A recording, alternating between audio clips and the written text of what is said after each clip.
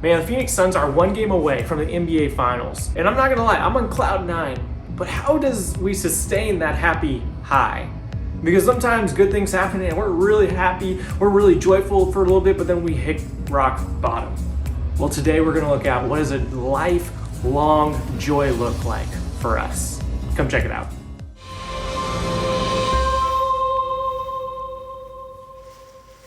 Well, good morning. Man, it is a pretty joyous time to be in the Valley of the Sun right now, because we are the Valley of the Suns right now. You see what I did there? Wow, none of you care. Guys, we are one win away from the NBA Finals. 2 people care. I have lived here my whole life, and the last time the Suns were in a final was 93. I was 2 years old, and it has been a momentous occasion of the Suns on this march to possibly their first championship ever. Man, for the last 2 weeks, I've only worn a non-Suns shirt at church, okay? And one of them I actually preached in a Devin Booker jersey. It was a good illustration. But my wife, you can ask her, she's really annoyed. I've worn a Suns jersey, and everywhere I go, this city has been buzzing, except for in this room, I guess. But this city has been buzzing, and we're having conversations with strangers. They're like, "Go Suns!" They're like, "Yeah, that's what up." And I'm like, "Suns in 4, I mean 5." And we're talking, and it's exciting, and there's kind of this air of happiness, this air of joy. It's like something's in the air. But I was thinking about this the other day. Okay, Suns are 1 away from getting to the finals, and then 4 wins of winning their first ever championship. And my wife can tell you, I was watching the game last night, I'm on the edge of my couch. If they win, I keep telling her I'm getting the Valley tattooed on me. She's not real happy about that idea. She looked at me, she's like, "I can't tell if you're serious or not." And I just stared back at her, because I am. But there's this excitement, and I'm like, okay, if they win this thing, I'm gonna be overjoyed. I'm gonna be crazy happy. And then I was thinking, well, how long can I sustain that happiness? Well, I was like, that will definitely give me the football season. And if the Cardinals are good this year and they make a playoff run, it's going to keep going. And my sports fandom is going to be on a happiness high like I have not experienced as an Arizona sports fan. But here's the deal. 1 person clapping, cool. As a lifelong native and fan of Arizona sports, I know it's just ready to go off a cliff. It's super happy, right? But here's the deal. Our lives aren't that much different. We can depend on a lot of different things for our happiness. Maybe our situation, our circumstances, our job, even good things like our marriage and our parenting. And we can look to those things and be like, I'm happy in this season. But in the back of our mind, we're thinking, how long can this go on? Because eventually when we put our happiness in the wrong things, we're just waiting for that to go off a cliff. Well, today we're wrapping up this series through Philippians called The Pursuit of Happiness. And we've talked about finding joy in knowing Christ and being like him. But today, as we wrap this up and Paul kind of comes to a close, is how do we find lifelong joy? Not joy for a season, not joy in the moment, not joy when Christmas comes and then everyone's happy, but joy throughout our lives. And here's the key thought that I think I want to break down today, and I think Paul gives us when we talk about this, a lifelong joy that doesn't just hit a wall or an end point. It's that lifelong joy is based on our willingness to give and receive. There was a recent study done where they surveyed people on different behaviors of generosity and whether they have or they would engage in these behaviors. And here's a few of the items that they listed on here is 1, I would give directions to someone I don't know, right? It's someone comes up to you hey, do you know how to get here? I'm do you have Google on your phone? What are you asking me for? No, just kidding. I would donate clothes or goods to a charity. All right, that's good. And then I would voluntarily look after a neighbor's pets or children without being paid. That's really generous right there, okay? If anyone is that generous, come talk to me about the kids part. But all these, when we talk about generosity, these aren't crazy generosity like giving all my money away and living on nothing. This is just generous acts that come naturally in life. And here's what they found out after they took this poll. The findings were that high generosity people were 23% more likely to be satisfied with their lives overall. And then they dug into the numbers a little bit more. And not only were they happier overall, but in every single category, from their relationships to their jobs to their finances and their possessions, they were more satisfied and happy with where they were at. Now let's look at the other side. Because there have also been studies showing that even though money can't buy happiness, we've heard that before, it sometimes can get you close, okay? They found the more money and different breaks along the way, people become happier. What do I mean? Well, numerous studies have shown that higher incomes were associated with increased daily happiness and overall life satisfaction. And there's actually some breaking points along the road there. So if you get too rich, it's just like all flat after that point. Like Elon Musk, it's like whatever. But today, I say all this, we're not just going to talk about money. We're not just talking about giving money and receiving money. But we're going to talk about more of the principles behind this. So this idea of giving and receiving and how it impacts our lives. So as we wrap up and close out this letter in Philippians today, I want us to look at 6 keys to creating a giving and a receiving culture in our lives. And we're going to actually see this from Philippians 4. We're going to be starting in verse 10. If you have a Bible, you can go and flip there or grab the one in the chair in front of you, or you can find all these notes on the YouVersion Bible app by searching our church. But in Philippians chapter 4, starting in verse 10, Paul is going to kind of walk us through this. And I think the first key we see is how do we create a giving and a receiving culture in our lives is first we need to start with gratitude. Let's start reading in Philippians chapter 4, starting in verse 10. It says this, I rejoiced in the Lord greatly because once again you renewed your care for me. You were in fact concerned about me, but lacked the opportunity to show it. We've talked about this throughout Philippians that Paul, he was a missionary. And what that meant is Paul was going out around the world and starting churches through the known world at that time. Now, you can imagine doing that job, you don't really make money. So he was actually given money from other churches to support him. And currently, he is writing this from a prison cell, which a Roman prison cell, you didn't get 3 square meals a day. You had to provide your own meals and provide your own standard of living. So he had to have people bringing him food. So probably the gifts that were given from the church at Philippi here were helping Paul stay alive. But then also, when he was not in prison, these were helping him travel around the world, of encourage and start these churches, of telling people about Jesus. But you see, listen how he says this. And I love it because he's saying, thank you for renewing. So thank you for continuing like you agreed. For another year, you're going to give me more money as a missionary. But then he uses a statement, I rejoice in the Lord greatly. You see, he was extremely thankful for their gifts. He was extremely thankful for their support. But he also didn't flatter them and give them all the credit. Rather, he said, I rejoiced in the Lord. I mean, Paul said, this isn't even your money. That God has gifted you this and you are being faithful and then giving it for the kingdom. But Paul is ultimately recognizing and planting in their mind that this is not your money. That he was thankful for them to provide those resources, but that God was ultimately the one that was pushing this through so they could be faithful to advancing the mission. And for us today, I am thankful that God has given the resources to our church family that we can push the mission forward as well.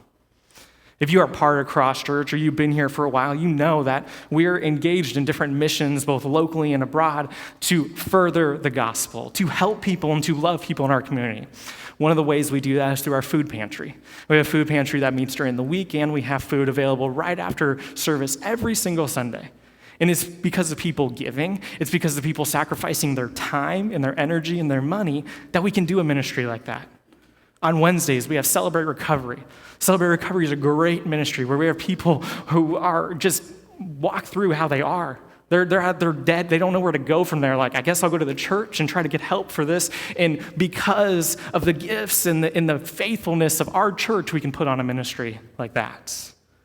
We have ministries of reaching our community. We talked about how we help schools, our community garden. We got to start this project, and we were just at the bare ground of that right now. This is only going to get further in engaging people. But what we don't talk a lot about, because we talk a lot about our valley, we talk a lot about what's happening locally around us, is what you guys are doing abroad as well. If you didn't know, there's a couple different missionaries we support, two of which are very close to our church family.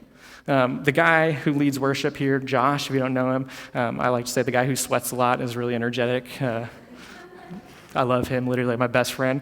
But his parents are missionaries in Papua New Guinea. And behind me, you'll see some pictures that will cycle through. And because we are part of supporting them in that mission. And they actually partner with Wycliffe Ministries, and they help translate the Bible into different tongues and dialects that do not have access to God's word. So you see, they're on the field, they're pushing the gospel forward, and it is because of churches like us that help that become a reality. And Paul was actually writing to the same way of the church in Philippi. He's like, because of your generosity, because of what you are doing, the gospel just doesn't stay in Philippi, but is pushed outside our region. But here's some more encouragement. I love this because we see this kingdom work. And first, I also want to say this, is that because of the gifts here at Cross Church, our goal is never just to keep the lights on, right? Like I say that we want a consistent presence here, but if our goal is just to get through another week and we can pay the bills for this building, that's a ridiculous goal.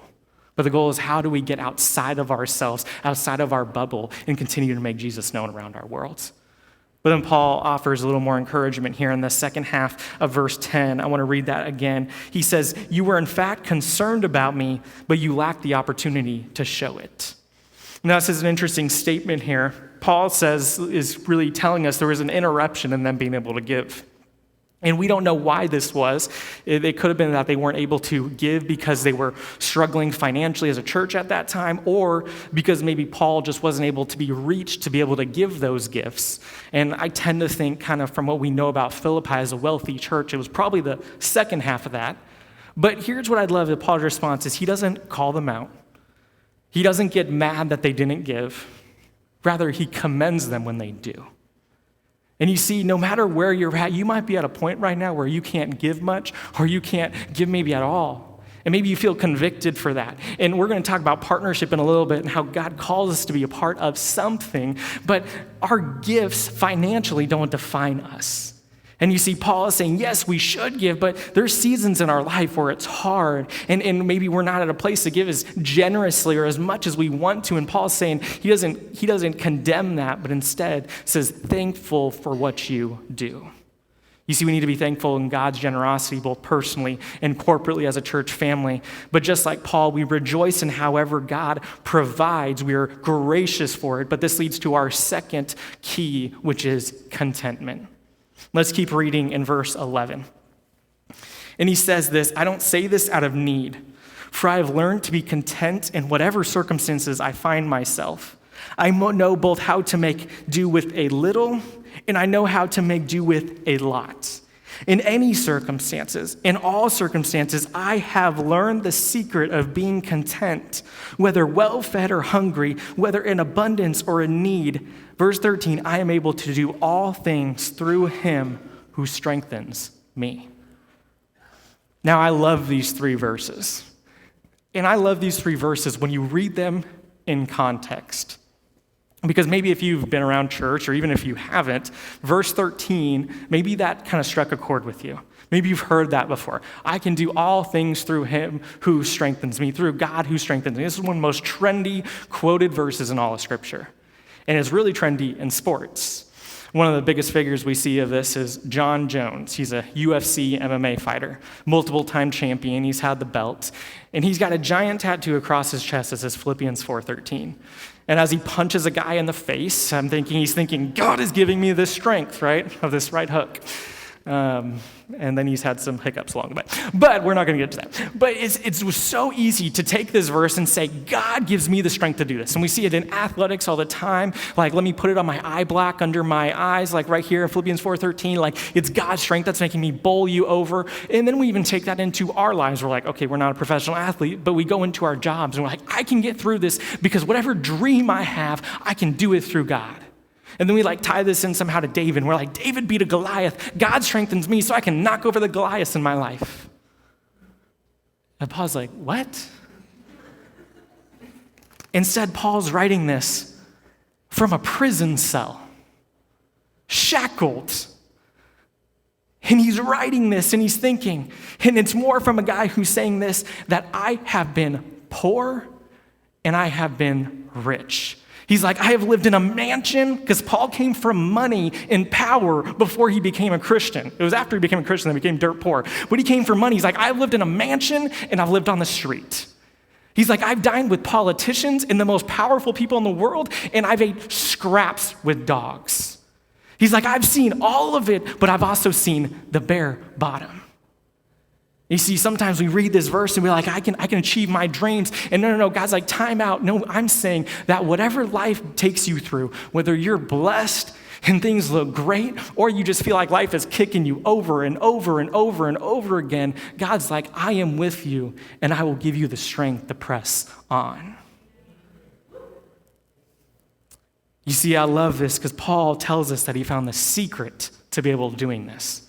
And I want to show you real quick in here. There's 3 things I want to point out about how does Paul do this. Because contentment's a hard thing, okay? You don't fall into contentment. If anything, you fall into dissatisfaction and wanting more and more and more and hating your circumstances. But how do we truly be content? Well, first, he says the circumstances don't matter. Look at how he says that. He says whether abundance or nothing. Whether I have a lot or I have nothing at all, in all circumstances. So he says it doesn't depend on where I am, but in anything, it's there. So the circumstances don't matter in contentment. But then he goes, and I love this little line, I have learned the secret, meaning that it's a learning process. You won't just arrive at contentment, but it's a discipline. It's something that we seek. It's something we gotta dig out of the dirt, and it's gonna be hard because there's gonna be some times where we're like, man, I don't like where I'm at, but we gotta learn to embrace that all the more, which goes to this last part of it, is he says, in Christ, it is dependent on him. It is him who strengthens me. You see, I think we need to ask ourselves, are we willing to be content with God as our fulfillment? Even if it's through a rough season. Even if it seems like it's just holding on to get by a little bit farther because it just seems like there's no light at the end of the tunnel. Because you see, if we are finding our contentment in our bank account or in our success or our entertainment or the people around us, we will always come up short. Moving on to our third key, we see that Paul talks about creating this giving and receiving culture of finding this lifelong joy is partnership. Let's keep reading in verse 14. He said, still you did well by partnering with me in my hardship. And you, Philippians, know that in the early days of the gospel, when I left Macedonia, no church shared with me in the matter of giving and receiving except you alone. For even in Thessalonica, you sent gifts for my needs several times. You see, Paul goes back to focusing on the church specifically. He's not as much talking to the individuals here, how to apply this in our lives or in his life. He's talking to the church generally at Philippi. And he said that what they meant, he talks about how much he loves them and what they meant for him. But then he uses this little word is partnering. He said, thank you for partnering with me. Now, I love this word because you aren't a partner if there is no buy-in or sacrifice. You see, a partner, or it can also be translated as a co-laborer, isn't one that just gives superficial support, but instead gives financial, people, and spiritual support. And Paul is saying, I thank you for your partnership because you actually put your money in your actions, in your lives where your mouth is. You didn't say like, I'll pray for you, brother. Good luck. Hope you don't get beheaded. Instead, he's like, oh, no, we're going to actually help you, Paul. We're actually going to love you and be there with you. And this is a beautiful model of funding missions that we still see in the church today. Earlier, I listed several of the ways that your money here at church goes to having a gospel impact around us. But one of those that I didn't mention, that I was kind of keeping back because I think it's perfect in this point to kind of articulate, is we have a campus in Myanmar, if you didn't know that. We have a church in Myanmar, and we support that church in Myanmar through a number of ways. And behind me, we'll see some pictures of Pastor Jonah, and actually the building they're in, I'll tell you a little bit more about that. But this is a way that we truly partner in sending financial resources, people support, and spiritual support to help this church. What does that look like? Well, let me tell you about a little bit financially. That building they're actually in, the one they showed before, that was kind of green, and that's actually in construction, is we actually paid for that building to be built there in Myanmar. I wish all buildings in the U.S. cost as much as they do in paying for a building in Myanmar. Let me just say that. We'd be starting churches like that. So it was a little cheaper there. But we paid for that building to have that construction go up. And then not only that, we helped support the pastor Jonah. And then how we met Pastor Jonah was through a man named Josiah who runs an orphanage there. And we give to both of them to help support that mission. In people support, we have sent numerous mission teams over the course of the years to Myanmar. Now, sadly, because of COVID, that got interrupted last year. And if you know anything about Myanmar or Burma right now, it is literally in a political unrest, and they're in war, like a civil war right now. So it's not safe to go there at the moment. We're kind of eager and looking as soon as we can to get back there when it is safe.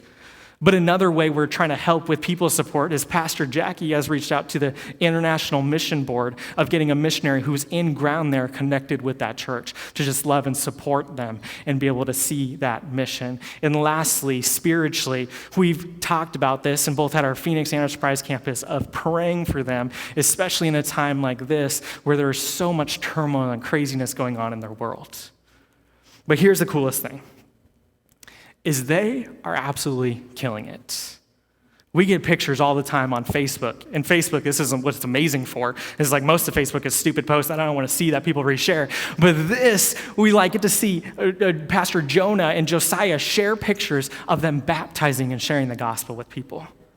And I will tell you, for both of our campuses, they're like lapping us in baptisms. They're just like dunking people like crazy. And the gospel is expanding like crazy. And literally, while they are fighting for their lives and afraid of what is happening in their country, the kingdom is moving forward.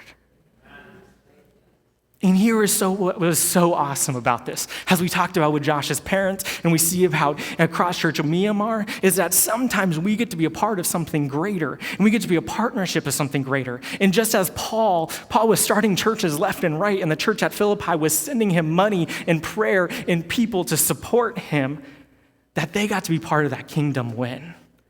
And you see, sometimes it's not just about what's happening here, especially in the summer months where I'm like, where's half our church? Like they're all, in Colorado or somewhere cooler or watching online. Hi, if you're watching there. But it's not just about this place, but it's about how are we partnering with something bigger than ourselves, which then kind of moves on to this. We get to be a part of this blessing as the church at Philippi got to be part of Paul's missions, and this leads into fruitfulness. Check out verse 17. He said, not that I seek the gift, but I seek the profit that is increasing to your account. You see, Paul actually expands on this a little bit more, on what their giving meant. You see, Paul wasn't just caught up in the gift, but he was caught up in their generosity that was leading to something. He says this phrase, that profit that is increasing to your account. And I absolutely believe that this is Paul referring to Jesus' teachings before of don't just store up your treasures on earth where moth and rust destroy, but store up your treasures in heaven. You see, Paul is saying that they weren't literally in Philippi, by giving money to Paul, they weren't getting money back. It wasn't like an investment like Shark Tank that they hoped they eventually get a return on. Instead, all that money they gave, it was being spent and it was gone. Like they were never going to see a penny of that come back. But it wasn't a earthly investment they were making, but it was an eternal one. And you see, part of a giving and receiving culture is knowing that there will be some things that we invest our time, our money, and our resources into on this side of heaven that we will never see pay off. This past week, I had a young guy reach out to me, and he used to be a part of our church, and he kind of felt led to go help in a ministry at another church in town, and I had spent time mentoring him, and I will be honest, like I'm not, counseling isn't my strong suit on this, and this wasn't a counseling relationship, but I'm impatient. So I'm saying we talk through things, and we kind of see, okay, here's where your path is, here's your solution, all right, go do it. And then they come back, and I'm like, how'd it go? They're like, well, I didn't really get anything done. I'm like, all right, we're done here. Peace out.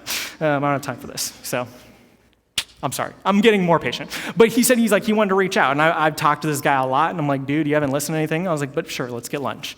And so we're talking through things and telling him he's early 20s for the 20th time to go get a degree, go get educated, blah, blah, blah. But like, as I'm thinking this meeting, like before I took it, I was like, why am I going to waste my time on this?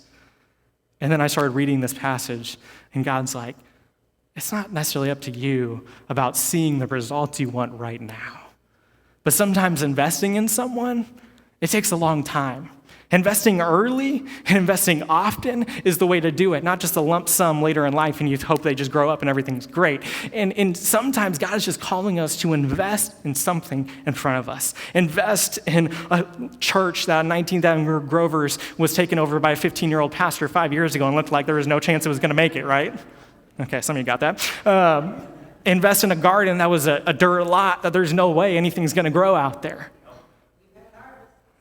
We just made a harvest last week. We're like, we got to harvest this quick because it's getting hot. We're like, some of this stuff ain't going to make it. But it's like, how do we invest in something that we might not see the impact of right away?